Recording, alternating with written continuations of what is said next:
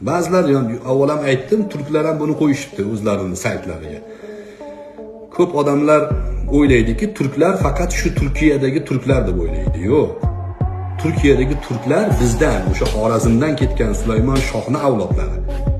O'sha o'zbek, qirg'iz, qozoq, turkman, uyg'ur, bular hammasi Ozarbayjon degan millat yo'q, ular ham turk o'zi.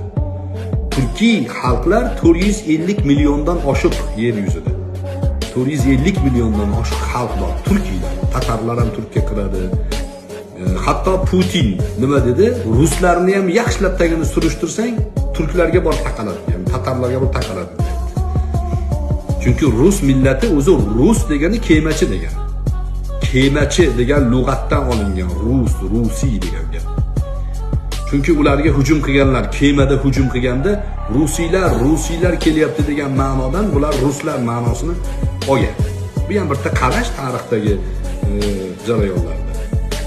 Lekin turkiylar juda katta maydonni egallaydi. Hatto payg'ambar alayhissalotu vassalom turklar haqida atrok nomi bilan zikr qilganlar. Dastlab paytda turklar, atroklar kofir bo'lgan, keyin islomni qabul qilishgan va islomning qilichi turklar bo'lgan. Xorazm, Buxoro, Samarqand, Jaloliddin Manguberdilar bitta o'zi shunda ko'chaga chiqib turib, sizdan Chingizxonning mazasini qochirgan haqiqatda. Atrofdagilar yordam bermasdan o'zi yakka qolganligi uchun majbur bo'lgan bolalarini tashlab qochishga.